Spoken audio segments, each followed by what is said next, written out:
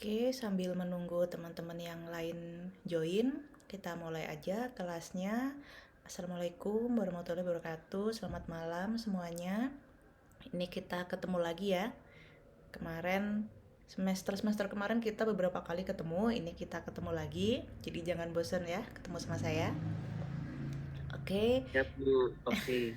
ini cuma 3 mahasiswa satu kelas. -1 Bu. Siapa kemarin? Kayaknya ada Ujang ya? Siapa sih? Ada Marhan. Farhan ya, Farhan. Farhan? Loh, Farhan kenapa nggak ini?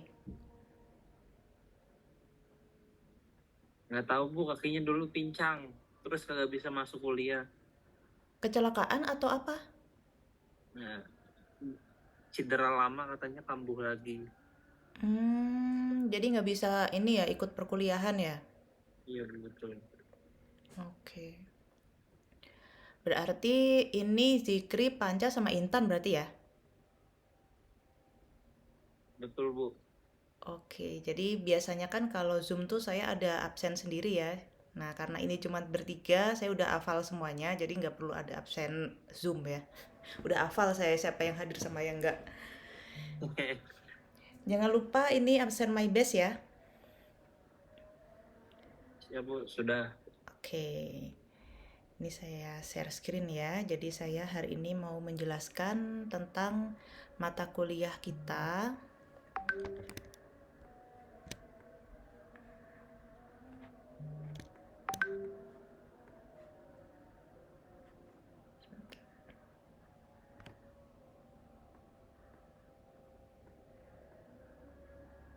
Oke.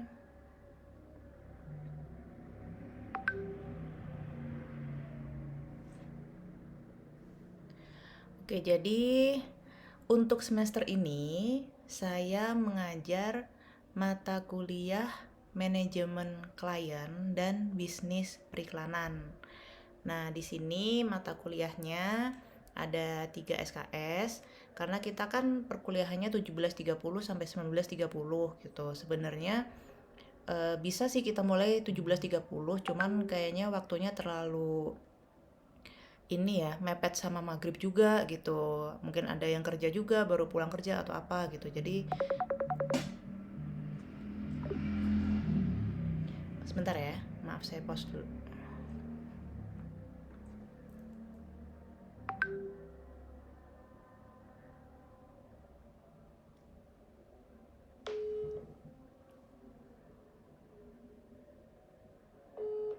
Apa Rin? Ngajar ya?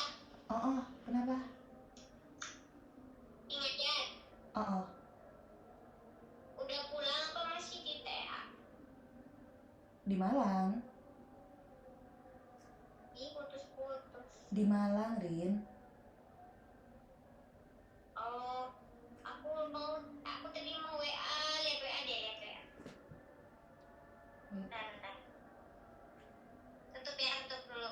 Assalamualaikum. Masalah.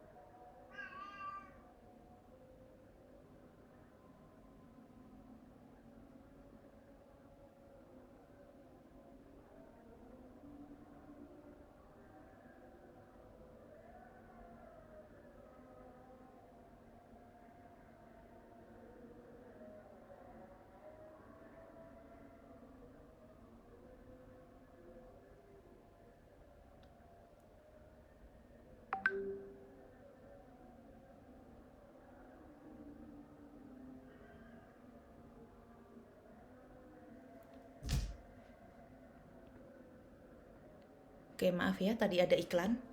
Oke, kita kembali.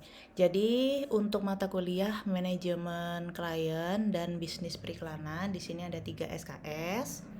Lalu, Untuk penilaiannya itu nanti teman-teman ada UTS sama UAS, jadi bersifat multiple choice gitu. Kayak kemarin perilaku konsumen kan gitu juga. Nah, ini sama. Jadi nanti ada UTS dan UAS gitu. Jadi untuk penilaian kehadiran 20%, 20% ini 10%-nya my best, 10%-nya Zoom meeting. Lalu ada tugas gitu. Nanti kan kita pasti ada tugas-tugas tuh. Lalu untuk UTS 30%, UAS 40% gitu. Jadi saya bisa bantu itu cuman di kehadiran sama tugas gitu. Jadi nanti untuk UTS dan UAS teman-teman tolong diseriusin ya ngerjainnya biar nggak perlu hair gitu. Karena ini udah semester 5 ya. Bentar lagi juga mau TA, jadi pasti nanti udah pusing banget mikirin TA. Jadi kalau bisa yang kemarin-kemarin ini yang perlu di hair dikelarin, terus kalau bisa yang semester ini jangan ada yang hair gitu. Lalu kita ada 16 kali pertemuan. Kemudian pertemuan paling UASnya mungkin sekitar Januari lah kayak semester-semester kemarin ya. Lalu ini saya mau menjelaskan apa aja yang akan kita bahas mulai pertemuan 1 sampai 16. Tuh. Untuk pertemuan 1, ini kita membahas tentang mengenal bisnis periklanan dan desain. Nah, di situ ada subnya, ada membahas tentang bisnis kreatif dan juga bentuk jenis usaha periklanan dan desain. Di pertemuan 2, kita membahas tentang pemasaran jasa kreatif. Lalu di pertemuan 3, kita membahas tentang account eksekutif. Nah, di sini ada beberapa sub pembahasan. Ada definisi, tugas utama AE, tingkatan karir AE, kriteria dan syarat AE, pendekatan yang harus dimiliki oleh AE, dan tugas dan tanggung jawab AE. Di pertemuan 4, kita akan membahas tentang membangun prospek dan hubungan baik dengan klien. Lalu di pertemuan 5, kita membahas tentang menciptakan proposal desain. Di sub pembahasannya ada kriteria menyiapkan proposal desain dan juga bentuk proposal desain itu seperti apa.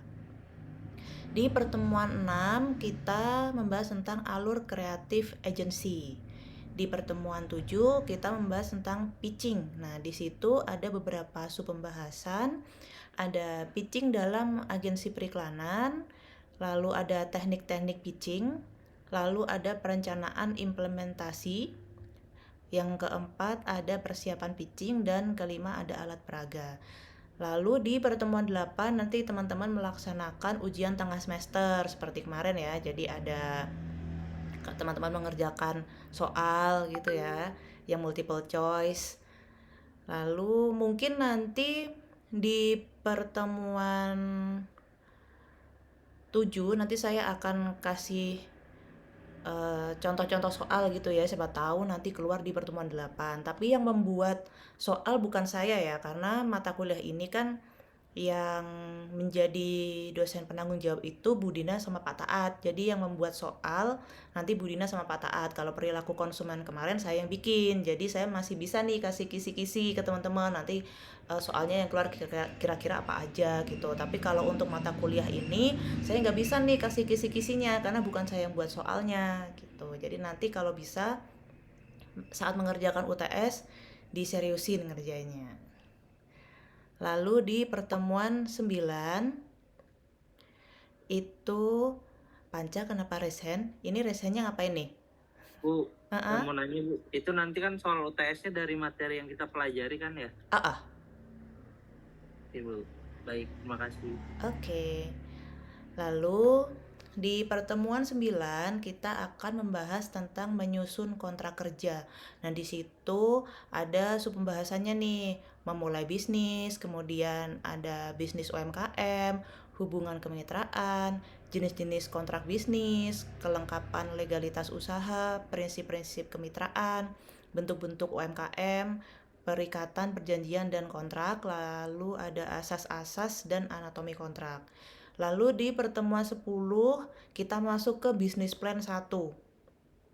Di pertemuan 11 kita membahas tentang menyusun program pemasaran. Lalu di pertemuan 12 kita ada membahas tentang menyusun program pemasaran selanjutnya. Tadi kan udah ada program pemasaran, nah ini ada kelanjutannya nih di pertemuan 12. Di pertemuan 13 kita membahas tentang pemasaran di media sosial. Kenapa kita ambil media sosial? Karena kita mengikuti situasi dan kondisi saat ini. Kalau situasi dan kondisi saat ini sepertinya kalau kita masuk ke media cetak juga udah tidak se-hype dulu gitu. Jadi sekarang kita masuk ke media sosial. Di pertemuan 14 kita membahas tentang mengukur efektivitas pemasaran. Di pertemuan 15 kita review materi dan presentasi tugas. Lalu di pertemuan 16 nanti teman-teman ada ujian akhir semester atau UAS ya, sama kayak UTS tadi, sifatnya multiple choice gitu. Ini untuk pertemuan 1 sampai 16. Lalu di sini ada yang namanya RTM. Jadi ini tugas-tugas. Ini saya sounding di awal aja tugas-tugasnya gitu. Jadi teman-teman tahu nih, oh nanti kira-kira ada tugas tuh di minggu keberapa aja gitu. Jadi ini saya cuman memberitahu tugas-tugasnya, tapi bukan harus dikerjakan sekarang semua gitu. Enggak ya, karena kan materinya belum saya kasih gitu. Nah, ini saya menjelaskan yang pertama ada tugas tuh di minggu pertama. Minggu pertama itu berarti hari ini. Nah, nanti setelah saya menjelaskan untuk materinya, teman-teman pasti akan jadi paham nih, oh maksud tugasnya tuh seperti itu gitu. Nah, di pertemuan 1 ini ada tugasnya individu. Nah, nanti tugasnya adalah teman-teman mencari perusahaan di Indonesia yang memiliki bentuk jenis usaha periklanan dan desain. Nah, masing-masing bentuknya itu ada 5 contoh. Nah, pasti bingung nih, ini maksudnya apa sih? Maksudnya bentuk usaha periklanan, nanti akan saya bahas nih setelah ini di materi kita. Lalu nanti teman-teman mengidentifikasi dan mendeskripsikan masing-masing contoh tersebut sesuai dengan bentuk usaha periklanan dan desain. Lalu nanti teman-teman menampilkan logo perusahaan yang diambil sebagai contoh. Nah, nanti dikerjakan tugasnya, formatnya Microsoft Word dengan font size maksimal 12, font type-nya Calibri atau Times New Roman, marginnya standar 4344. Nanti dalam format PDF, penamaannya nim_nama_tugas 1. Identifikasi perusahaan bisnis periklanan dan desain. Jadi namanya nama lengkap ya. Nim nama lengkap. Lalu ini teman-teman biasanya kan kalau per kelas ada Google Drive ya untuk pengumpulan tugas-tugas. Nah, nanti tolong dikoordinasi sama perwakilan kelas atau ketua kelasnya. Nanti buat Google Drive lalu diupload ke situ. Nah, nanti linknya itu dimasukkan ke web MyBase. Ya, jadi ini saya share, coba teman-teman udah pasti paham ya untuk web MyBase-nya seperti apa.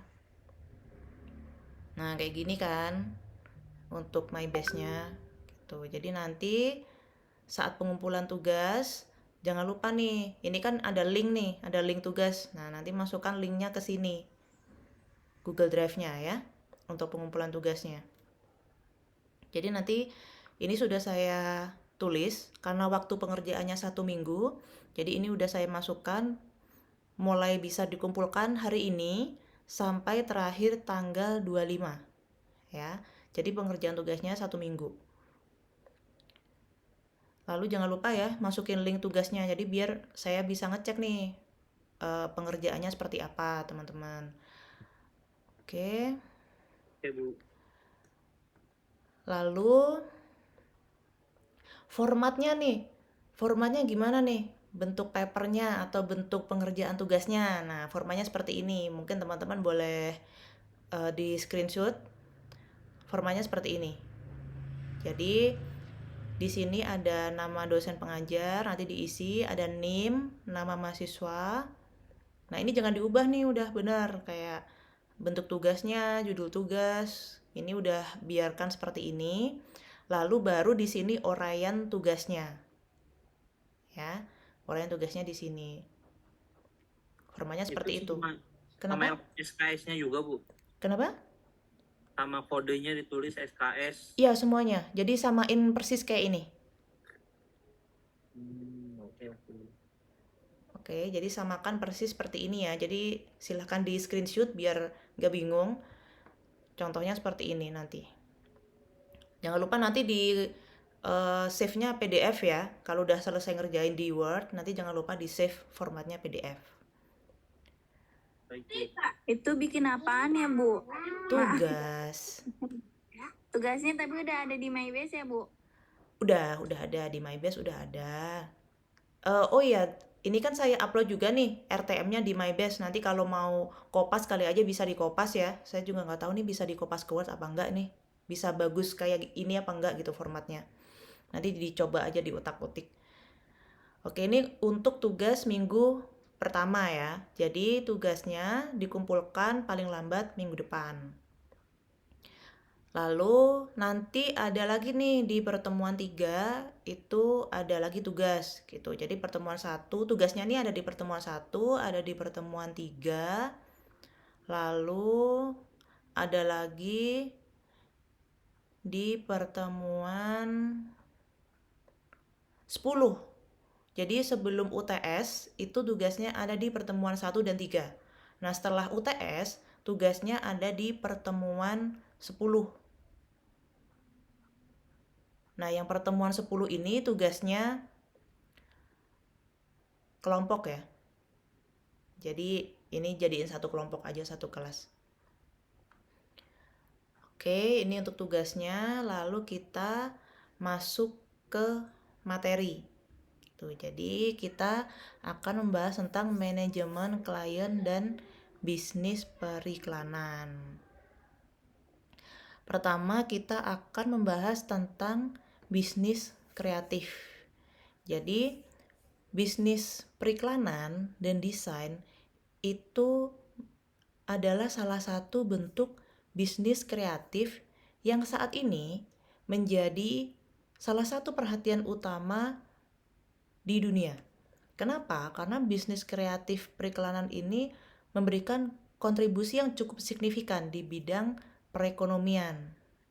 Nah, ada penelitian itu dari buku Studi dan Pengembangan Ekonomi Kreatif Indonesia tahun 2009. Itu diidentifikasi ada 14 kelompok dalam industri kreatif yang ada di Indonesia. Yang pertama itu ada periklanan, kedua arsitektur, ketiga pasar seni dan barang antik, yang keempat kerajinan, kelima desain, keenam fashion, ketujuh video, film, dan fotografi, kedelapan permainan interaktif, 9 musik, 10 seni pertunjukan, ke-11 penerbitan dan percetakan, ke-12 layanan komputer dan piranti lunak, ke-13 televisi dan radio, lalu yang ke-14 adalah riset dan pengembangan. Nah, yang jadi alternatif yang ingin dikembangkan atau akan dikembangkan lebih lanjut dari semua itu ada arsitek, fashion, periklanan, permainan interaktif, layanan komputer dan piranti lunak, riset dan pengembangan, dan juga kerajinan. Lalu bisnis periklanan dan desain itu menjadi bagian dari bisnis kreatif yang di dalamnya itu menampung banyak ide bisnis, ide iklan yang akan dimasukkan itu seperti apa. Nah, bisnis ide ini adalah segala jenis bisnis yang menggunakan ide atau kreativitas sebagai subjek utamanya. Nah, istilah keren dari bisnis kreatif itu disebut dengan creativepreneur. Nah, creativepreneur itu apa? Creativepreneur itu adalah gabungan dari kata kreatif dan entrepreneur. Jadi, istilah keren dari bisnis periklanan saat ini adalah creativepreneur. Nah, kemudian kita masuk ke bisnis periklanan dan desain. Di sini setiap hal yang berhubungan dengan kegiatan yang menghasilkan uang itu disebut bisnis. Jadi agar bisnis itu menjadi sukses itu apa yang harus dilakukan? Berarti harus memenuhi setiap bagian yang ada dalam marketing dan juga pemasaran. Kalau nggak ada marketing, produk yang kita pasarkan, entah itu berupa barang atau jasa, itu tidak akan bisa dikenal oleh masyarakat atau target market kita. Nah, target market kita itu yang dilakukan dalam elemen pemasaran promosi. Berupa apa? Bisa periklanan, kehumasan, personal selling, pemasaran langsung, promosi penjualan, seperti itu. Nah, di sini periklanan itu memiliki berbagai macam media. Medianya apa? Mungkin yang seperti kita tahu, periklanan itu pasti mencakup media cetak, media elektronik, dan saat ini yang mungkin cukup efektif adalah media online atau internet. Nah, jika kita lihat dari hasil iklan yang dikeluarkan, nah ini ada bentuk jenis usaha periklanan dan desain yang dapat dikelompokkan menjadi beberapa. Nah, tadi kan teman-teman ada nih tugasnya masalah bentuk jenis usaha periklanan dan desain. Nah, ini ada kelompok-kelompoknya nih. Yang pertama, perusahaan periklanan atau advertising agency. Nah, di sini produk atau jasa yang ditawarkan perusahaan periklanan itu mencakup 3 hal. Yang pertama, jual beli ruang untuk menempatkan iklan di media. Medianya macam-macam ya, untuk jual beli ruang periklanan ya. Lalu yang kedua, menyusun program atau jadwal penayangan iklan klien. Nah, ini juga teman-teman mungkin udah pernah ya di mata kuliah AMC, komunikasi periklanan terpadu, kalau nggak salah. Ini pasti teman-teman udah pernah nih menyusun program atau jadwal penayangan iklan. Selanjutnya, membuat desain iklan untuk ditempatkan di media cetak, outdoor, online media, TV, radio, pameran, dan lain sebagainya.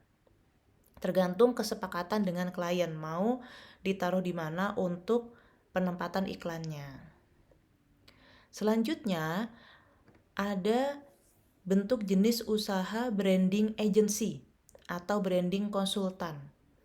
Nah, produk atau jasa yang ditawarkan oleh branding agency itu apa aja?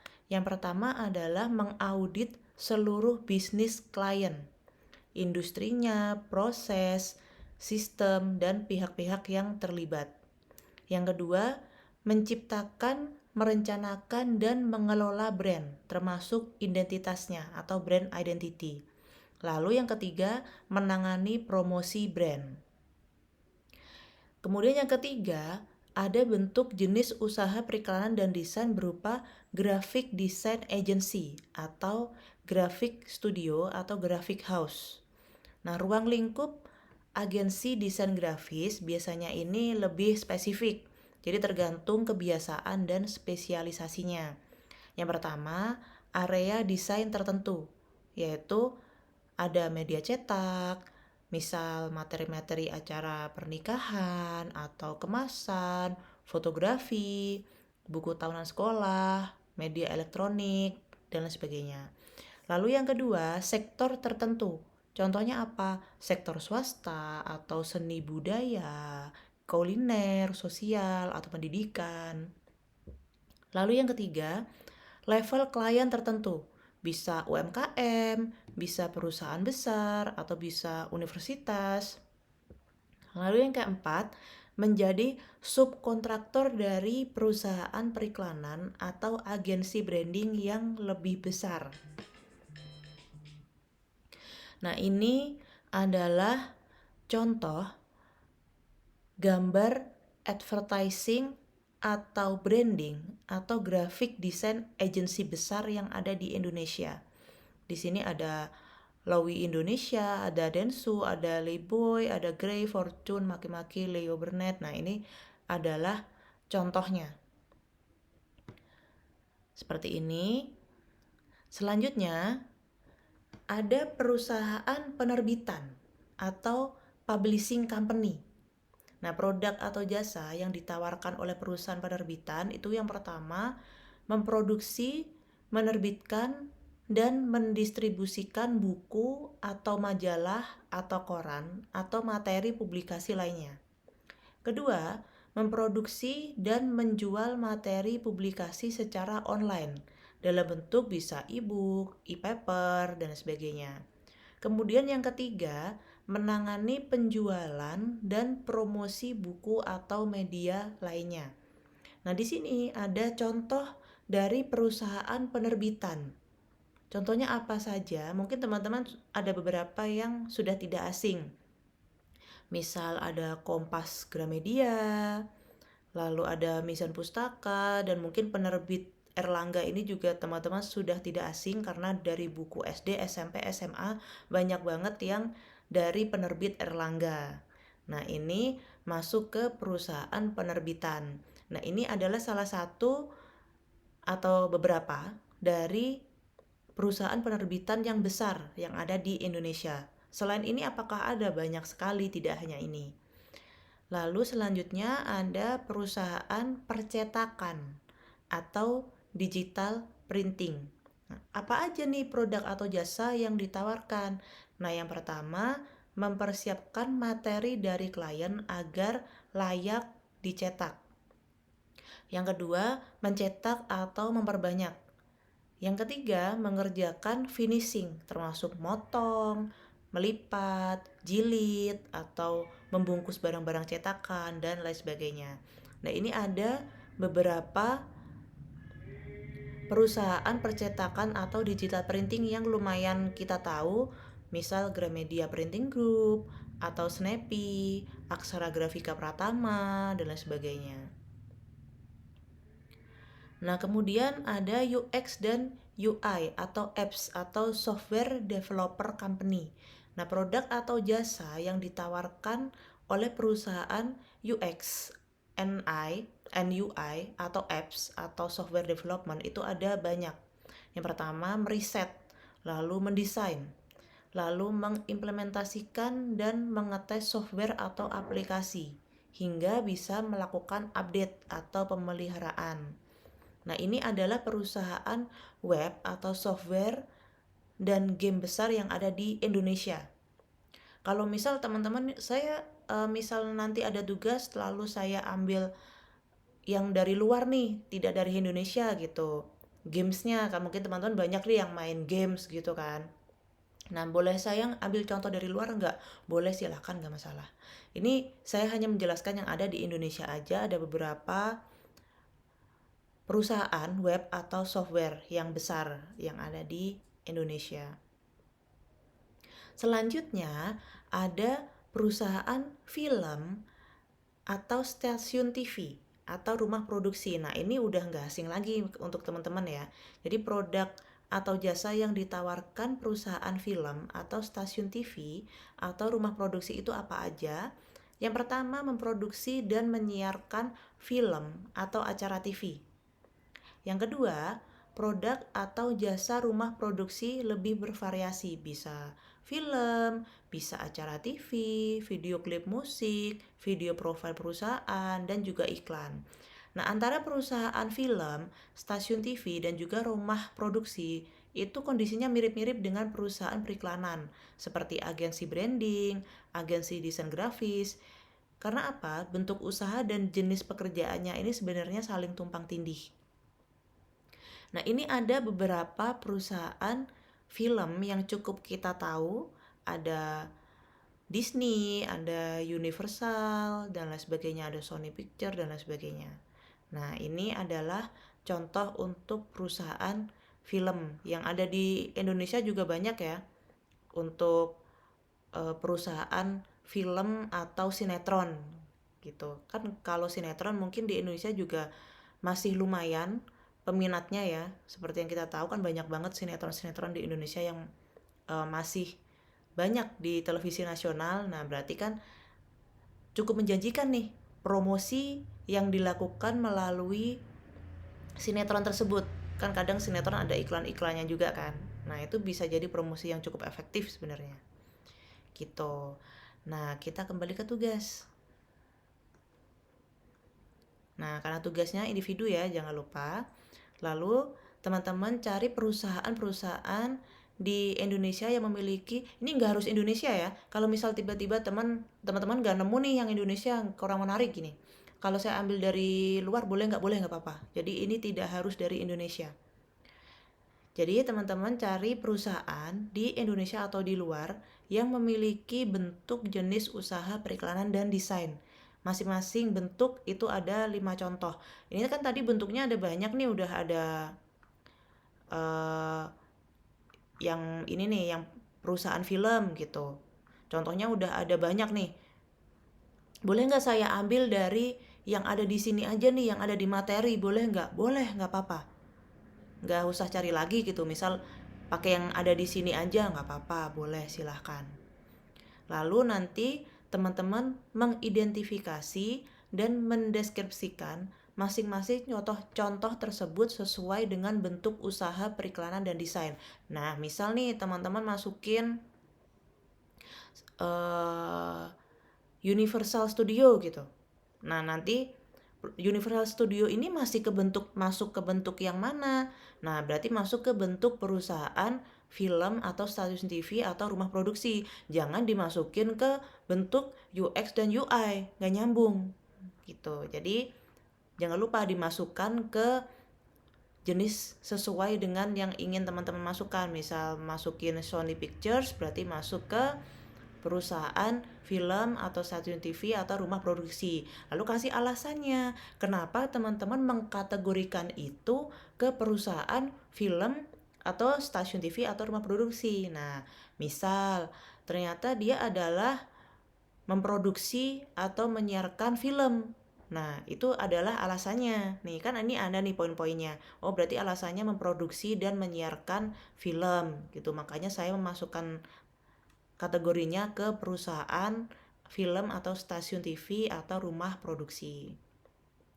Lalu jangan lupa logonya ditampilkan. Jadi jangan cuma namanya aja nih, misal cuma ditulis Universal Studio gitu, jangan. Tapi dimasukkan juga logonya. Jadi kita tahu nih, oh yang dimaksud yang ini nih perusahaannya gitu. Jadi logonya jangan lupa ditampilkan. Lalu pengerjaannya, formatnya Microsoft Word.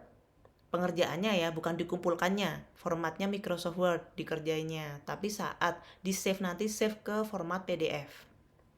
Jadi biar formatnya tuh nggak berubah gitu. Kalau misal dikumpulinnya format Word, biasanya kan tiap orang di tiap laptop beda-beda ya.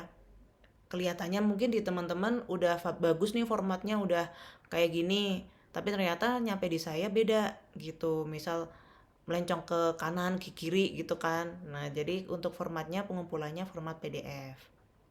Jangan lupa pengumpulannya di Google Drive, lalu linknya nanti jangan lupa di copy ke MyBase ya. Terus jangan di ini ya, jangan di apa sih yang bisa saya bisa download gitu. Apa sih biasanya nge-save-nya jangan di apa teman-teman? Kalau upload ke Google Drive, kalau share link itu Jangan dibatasi gitu. jangan dibatasi biar saya bisa ngebuka dan saya bisa save ya. Oke, ada Bu. pertanyaan? Itu PDF-nya yang itu bisa dikirim aja nggak Bu ke grup? Oh, RTM-nya. Ya. Ini. Oh, itu di RTM. Boleh. Nanti saya share di grup WA ya. Ya Bu, makasih Bu. Oke. Ada pertanyaan lagi? Udah cukup jelas?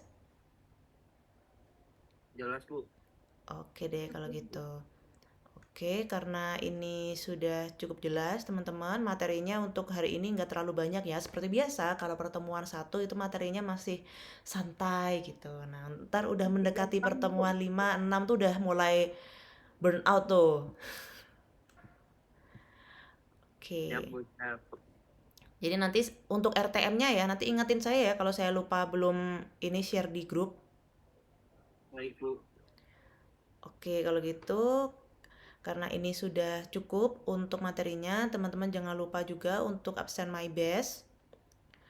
Lalu Ini saya agak saklek ya masalah tugas. Jadi kalau misal pengumpulan tugasnya sesuai waktunya, itu nilainya pasti akan beda dengan yang mengumpulkan tugasnya terlambat gitu. Jadi misal yang mengumpulkan tugas nih, pengerjaan tugas sudah bagus, tepat waktu, nilainya A gitu. Lalu kemudian ada yang telat ngumpulin tugas walaupun bagus, itu bisa saya kasih ke C atau D gitu. Jadi kalau bisa mengumpulkan tugasnya tepat waktu ya.